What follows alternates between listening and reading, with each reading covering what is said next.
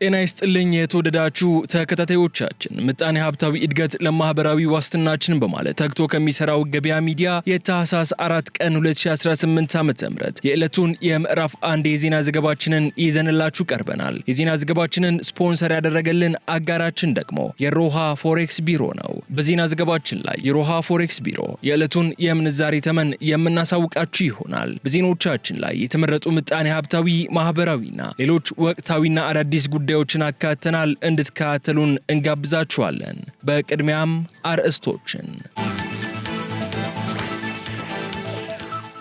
የኢትዮጵያ አየር መንገድ ቅጣት እንደተጣለበት ሰምተዋል። አየር መንገዱ ላይ ቅጣት የጣለችውን ሀገር ብሎም ለቅጣት የተደረገባቸው ምክንያቶች በተመለከተ የወጡ ዝርዝር መረጃዎችን ይዘናል። አብራችሁን ስትቆዩ የምታደምጡት መረጃችን ነው። ኤጀንሲው በ10 ሺዎች የሚቆጠሩ ህገወጥ ነጋዴዎች ላይ እርምጃ መውሰዱን ገልጸዋል። እርምጃ የተወሰደባቸው ነጋዴዎች የፈጸሟቸውን የህግ ጥሰቶችና የተወሰዱት እርምጃዎችም በዝርዝር የምንነግራችሁ ይሆናል። ዋና ዋና መንገዶች ላይ የተቋቋሙ ኬላዎች ለንግድ ስርዓቱ እንቅፋት መሆናቸው ተሰምቷል። በዘገባችን ላይ ከኬላዎች ጋር በተያያዘ የተነሳው ቅሬታና ከሚኒስቴር መስሪያ ቤቱ የተሰጠውን ምላሽ ይዘናል። የምታደምጡት ይሆናል።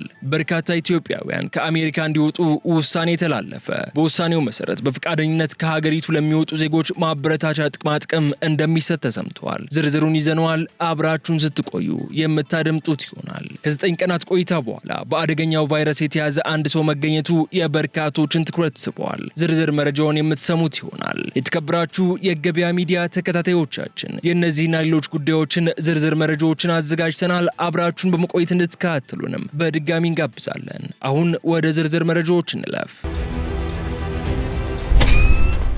አባይ ሆምሶች ነን። ከዚህ በፊት ያስገነባነው ሳይት ኑ ላሳያችሁ።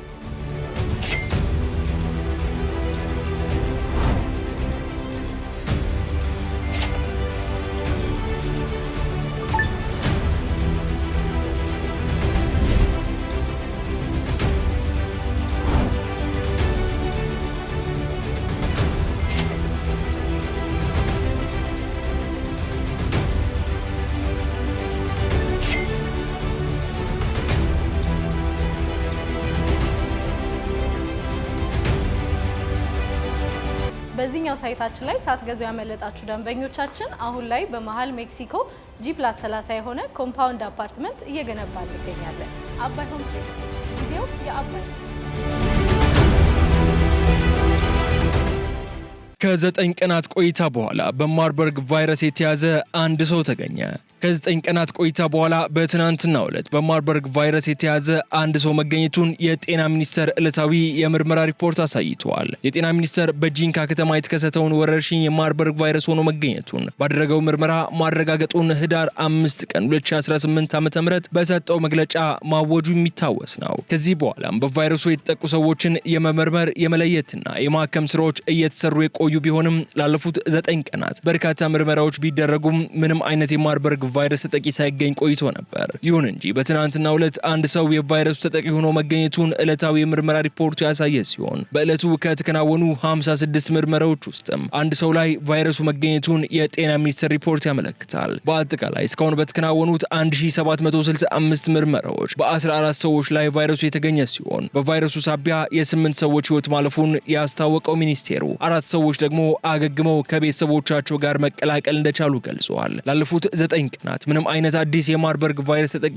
ሪፖርት አለመደረጉን ተከትሎ ወረርሽኙ ጠፍቷል የሚሉ ሳይንሳዊ ያልሆኑ አስተያየቶች ሲዘዋወሩ ነበር። ነገር ግን በትናንትናው ዕለት በተከናወነ ምርመራ አዲስ የቫይረሱ ተጠቂ መገኘቱ ወረርሽኙ አሁንም ስጋት መሆኑን የሚያመላክት ከመሆኑም በላይ ስለ ወረርሽኙ በጤና ሚኒስቴርና በኢትዮጵያ ሕብረተሰብ ጤና ኢንስቲትዩት የተላለፉ የጥንቃቄ እርምጃዎች መቀጠል እንዳለባቸውም ያመላከተ ነው ተብሏል።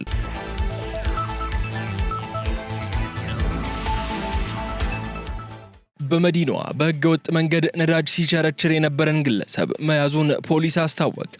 በአዲስ አበባ በህገወጥ መንገድ ነዳጅ ሲቸረችር የነበረን ግለሰብ በቁጥጥር ስር መዋሉን የአዲስ አበባ ፖሊስ ጠቅላይ መምሪያ አስታውቋል። ዘሪሁን ኢብራሂም የተባለው ግለሰቡ በጉለሌ ክፍለ ከተማ ወረዳ 9 ልዩ ቦታው ጡረታ ድልድይ አካባቢ ቤንዚን ከነዳጅ ማደያ በ129 ብር እየገዛ በድብቅ 1 ሊትር በ200 ብር ሲሸጥ እጅ ከፈንጅ እንደተያዘ የፓስተር አካባቢ ፖሊስ ጣቢያ አስታውቀዋል። የህንፃ መሳሪያ መሸጫ ሱቅ ያለው ግለሰቡ ታህሳስ 2 ቀን 2018 ዓ.ም ከቀኑ 7 ተኩል ላይ የተያዘ ሲሆን 4 በባለ 20 እና በባለ 25 ሊትር 6 ጀሪካኖች እንዲሁም ለችርቻሮ የተዘጋጀ 25 ባለ 2 ሊትር ቤንዚን በእናቱ ቤት አስቀምጦ እንደተገኘ ፖሊስ ገልጿል። የነዳጅ ግብይት በህገወጥ መፈጸም የህግ ተጠያቂነት የሚያስከትል ድርጊት እንደሆነና ነዳጅ በቀላሉ የሚቀጣጠል በመሆኑ ከማደያ ውጪ ማከማቸት ለአደጋ የሚያጋልጥ በመሆኑ ጥንቃቄ ሊደረግ እንደሚገባም የአዲስ አበባ ፖሊስ ጠቅላይ መምሪያ መልእክቱን አስተላልፈዋል።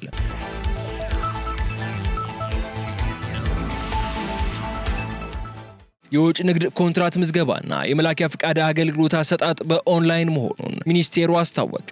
የውጭ ንግድ ኮንትራት ምዝገባና የመላኪያ ፍቃድ አገልግሎት ከታህሳስ 6 ቀን 2018 ዓ.ም ጀምሮ በኦንላይን እንደሚሰጥ የንግድና ቀጠናዊ ትስስር ሚኒስቴር አስታውቋል። ሚኒስቴር መስሪያ ቤቱ ለንግዱ ማህበረሰብ የሚያቀርባቸውን አገልግሎቶች በቴክኖሎጂ በማዘመን ረገድ ሌላ ወሳኝ እርምጃ መውሰዱን በሚኒስቴሩ የንግድ ስርዓትና ላይሰንሲንግ ዘርፍ ሚኒስትር ዴኤታ የሆኑት ዶክተር አብዱል ሐኪም ሙሉ ገልጸዋል። በዚህም የውጭ ንግድ ኮንትራት ምዝገባና የመላኪያ ፍቃድ አገልግሎት ከዚህ በፊት በማኑዋል ሲሰጥ ከነበረበት ሙሉ በሙሉ ወደ ኦንላይን ስርዓት መሸጋገሩን የገለጹት ሚኒስትር ዴኤታው ይህንን አሰራር በማዘመን ማሻሻያ የተደረገው ላኪዎች የሚፈልጉትን አገልግሎት ከሰው ንክኪ ነጻ በሆነ መልኩ ባሉበት ቦታ ሆነው እንዲያገኙ ለማስቻል ነውም ብለዋል። ሚኒስቴር መስሪያ ቤቱ የሚሰጣቸውን አገልግሎቶች ቴክኖሎጂውን መሰረት ያደረጉ የተገልጋዮችን ጊዜና ወጪ ቆጣቢ እንዲሆኑ ያደረገ ሲሆን ንግድ ተደራሽ፣ ዘመናዊና ፍትሃዊ እንዲሆን የአሰራር ማሻሻያዎች በስፋት እያደረገ መሆኑን ሚኒስቴሩ ማህበራዊ ድረገጽ ያገኘነው መረጃ ያሳያል።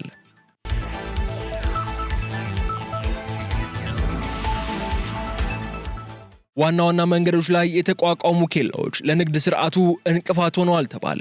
ይህ የተባለው የፕላን በጀትና ፋይናንስ ጉዳዮች ቋሚ ኮሚቴ ትላንት ታህሳስ 3 ቀን 2018 ዓ.ም የገቢዎች ሚኒስቴር የ4 ወር የስራ ክንውን ሪፖርት ባደመጠበት ወቅት ሲሆን በክልል ማዘጋጃ ቤቶች በገቢ ስም በሀገር አቋራጭ ዋና ዋና መንገዶች ላይ የተቋቋሙ ኬላዎች ለንግድ ስርዓቱ እንቅፋት መሆናቸውን ቋሚ ኮሚቴው ገልጸዋል። ህገወጥ ኬላዎች ግብር ከፋዮች ምርትና ግብዓት በሚያጓጉዙበት ወቅት የኮቴ ክፍያና ሌሎች ስያሜዎችን በመስጠት አንዳንድ ጊዜ ተሽከርካሪው በያዘው ምርት መጠን በማባዛት እንዲከፍሉ እንደሚያስገድዱ ያስረዱ ሲሆን ይህም ለተደራራቢ ግብር እየዳረገን ነው በማለት ቅሬታቸውን ለምክር ቤቱና ለሚመለከታቸው አካላት ማቅረባቸውን በማስታወስ ችግሩን ለምን መፍታት እንዳልተቻለ ተጠይቀዋል። በጉዳዩ ላይ ለቋሚ ኮሚቴው ማብራሪያ የሰጡት የገቢዎች ሚኒስትር ወይዘሮ አይናለም ንጉሴ የኬላ ጉዳይ ከፍተኛ አጀንዳ ሆኖ የቆየ ቢሆንም እስካሁን ግን መፍታት አልተቻለም ሲሉ አስረድተዋል። የኮቴ ክፍያ የፌዴራል ግብር ከፋዮችን ስራና ግብይት እንደሚረብሽ እንዲሁም ኢንቨስትመንትን እንደሚያቀጭጭ የተወያየንበት ጉዳይ ቢሆንም ችግሩን ማስቀረት አልተቻለም ያሉት ሚኒስትሯ የጭነት ተሽከርካሪዎች ለሚያገኙት የማዘጋጃ ቤት አገልግሎት በመነሻቸውና መድረሻቸው ላይ ብቻ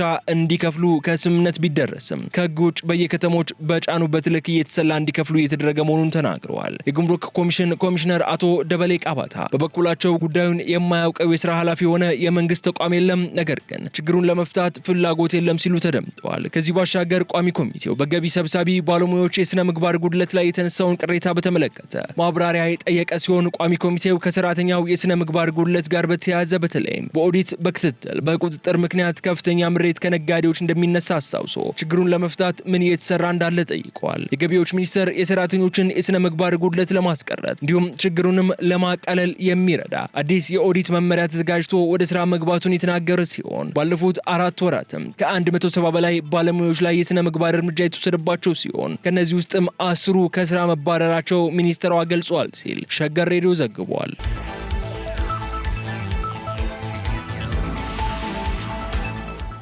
ከ74,000 በላይ ህገወጥ ነጋዴዎች ላይ እርምጃ መወሰዱ ተገለጸ።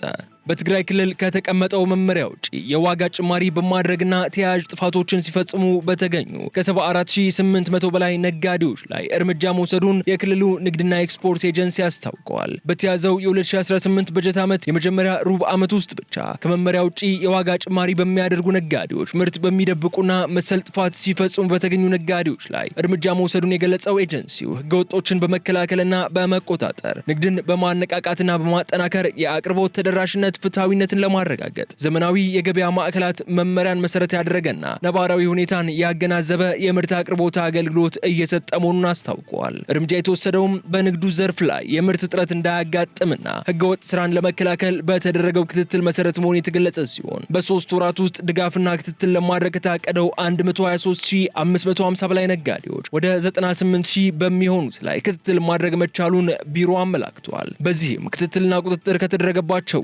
14819 ነጋዴዎች የተለያዩ የአሰራር ጥሰቶች እንዲሁም ጥፋቶች መፈጸማቸውን አረጋግጫለሁ ሲል ያስታወቀ ሲሆን በዚህ መሰረት የቃልና የጽሁፍ ማስጠንቀቂያ ድርጅታቸው እንዲታሸግ ማድረግ፣ የንግድ ፍቃዳቸው እንዲሰረዝና በህግ እንዲጠየቁ ማድረግ የመሳሰሉ እርምጃዎችን መውሰዱ የክልሉ ንግድና ኤክስፖርት ኤጀንሲ አስታውቀዋል። በተያያዘ መረጃ በ3 ወራት ውስጥ ብቻ ከሰሊጥ ከጨርቃ ጨርቅና ማዕድን ዘርፍ የውጭ ንግድ 309,654,410 ዶላር ገቢ መገኘቱን ኤጀንሲው ያስታወቀ ሲሆን ከዚህ በተጨማሪም የውጭ ምንዛሬ ማስገኘት የሚችሉ ምርቶችና ማዕድናትን ለውጭ ገበያ በማቅረብ ገቢ ለመሰብሰብ በዘርፉ በተሰማሩ ነጋዴዎች ላይ ክትትል የማድረግ ስራ እየሰራ መሆኑን ገልጿል። በዚሁ መሰረት የውጭ ምንዛሬ ማስገኘት የሚችሉ የቅባት እህሎች በጥራት ተመርተው በህጋዊ ግብይት ሰንሰለት እንዲሸጡ በማድረግ የሚያመርቱ ኢንዱስትሪዎችን በመደገፍ እየሰራ እንደሚገኝም ጠቁመዋል። በተለይም የወርቅ ግብይት በህጋዊ መንገድ ወደ ብሔራዊ ባንክ እንዲገባ ለማድረግ ከባለድርሻ አካላት ጋር በቅንጅት እየተሰራ እንደሚገኝ ማመላከቱን አሃዱ ዘግቧል።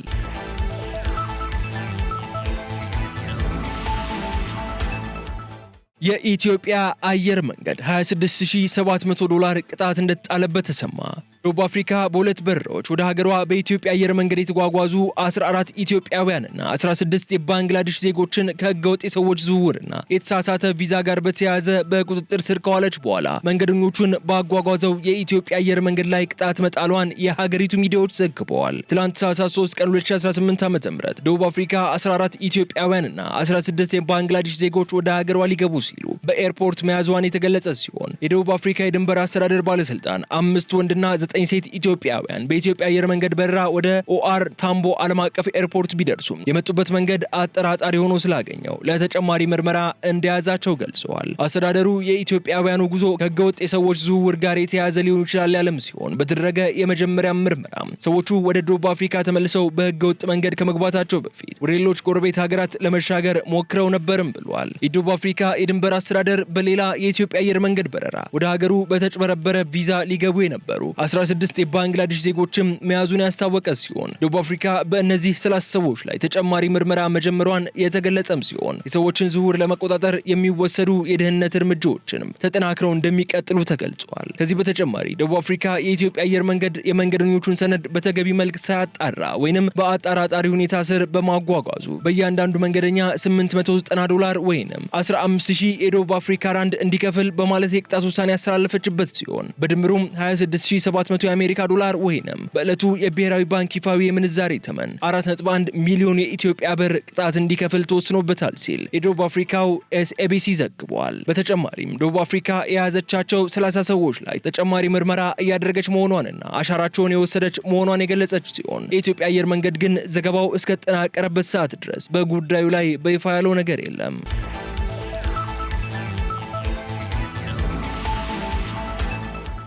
ህጋዊ መሰረት የሌላቸው ኢትዮጵያውያን በሁለት ወር ውስጥ አሜሪካን ለቀው እንዲወጡ ተወሰነ። ለኢትዮጵያ ተሰጥቶ የነበረውን የጊዜያዊ ከለላ መብት መነሳቱን የአሜሪካ የሀገር ውስጥ ደህንነት ቢሮ ኃላፊ ክሪስቲ ኔዮም አስታውቀዋል። አሜሪካ በጦርነት በተፈጥሮ አደጋ ወይንም በሌሎች ምክንያቶች ወደ ሀገራቸው መመለስ ለማይችሉ ዜጎች ጊዜያዊ ከለላ ትሰጥ የነበረ ሲሆን ኢትዮጵያም የዚህ መብት ተጠቃሚ ከነበሩ ሀገራት መካከል አንዷ ነበረች። ከ1990ዎቹ ጀምሮ በሀገሯ የሚኖሩ የሌሎች ሀገራት ዜጎች ጦርነትን ጨምሮ በአንዳንድ ምክንያቶች ወደ መጡበት ሀገር መመለስ ስላልቻሉ ከለላ መስጠትን የጀመረችው አሜሪካ ይህ ከለላ የሚሰጣቸው ዜጎች የሀገራቸው ሁኔታ እስኪሻሻል ድረስ በአሜሪካ የመኖርና የመስራት መብት እንዲሁም ከአሜሪካ ከመባረር ይጠበቁ እንደነበር መረጃዎች ያሳያሉ። በዚህ አግባብ መሰረትም በአሜሪካ ከለላ ተሰጥቷቸው የሚኖሩ በርካታ ቁጥር ያላቸው ኢትዮጵያውያን ዜጎች የነበሩ ቢሆንም አሁን ግን በኢትዮጵያ ያለው ሁኔታ ወደ ሀገራቸው የሚመለሱ ግለሰቦች ደህንነት ላይ ስጋት አይፈጥርም በማለት ለኢትዮጵያውያን ተሰጥቶ የነበረው ከለላ መነሳቱ ተገልጿል። በዚህም መሰረት በአሜሪካ ለመቆየት ህጋዊ መሰረት ካላቸው ኢትዮጵያውያን ውጭ ያሉ የኢትዮጵያ ዜጎች በ60 ቀናት ከሀገሯ እንዲወጡ ያሳሰበችም ሲሆን ቀድሞው ከአሜሪካ ለሚወጡ የትኬት ወጪያቸው እንደሚሸፈን እንዲሁም 1000 የአሜሪካ ዶላር ጉርሻ እንደሚሰጣቸውና ወደፊቱ ህጋዊ የኢሚግሬሽን እድል እንደሚኖራቸውም አስታውቃለች። የከለላው ጊዜ ከሚያበቃበት ከፈረንጆቹ የካቲት 13 በኋላ ያለ ከለላው በአሜሪካ የሚኖር ኢትዮጵያዊ ዜጋ እንደሚታሰርና ከአሜሪካም እንደሚባረር ያስጠነቀቀችው ሀገሪቱ ከሳምንታት በፊት ተመሳሳይ ከለላ የነበራቸውን የደቡብ ሱዳን ዜጎች መብት ማንሳቷ ይታወሳል።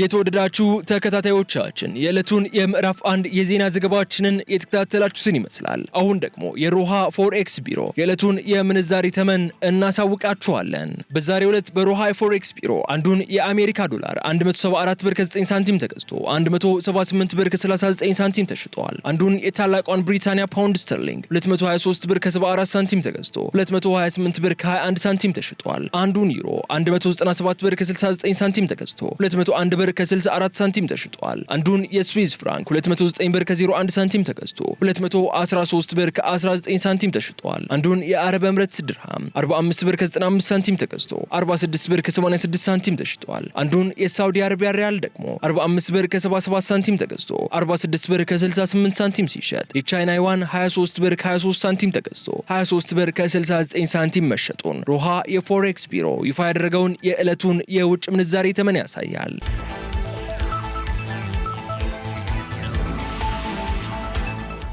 የተከበራችሁ የገበያ ሚዲያ ተከታታዮቻችን ለታህሳስ 4 ቀን 2018 ዓ.ም ቀን ምዕራፍ 1 የተዘጋጁ የዜና ዘገባዎቻችን እነዚህ እስካሁን ስትከታተሏቸው የቆያችሁትን ይመስሉ ነበር። በቀጣይ በሌሎች ጉዳዮች መልሰን እስክንገናኝ ድረስ መልካም ሁሉ ለእናንተ ተመኘን። ሰላም። አባይ ሆምሶች ነን። ከዚህ በፊት ያስገነባነው ሳይት ኑ ላሳያችሁ።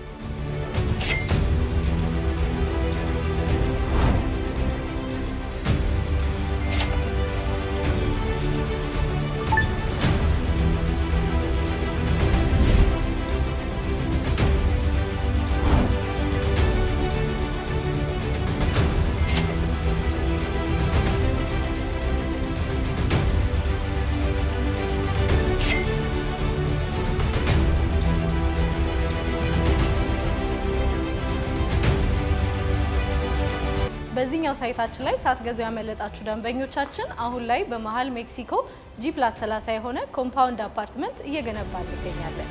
አባይ ሆምስ ጊዜው የአባይ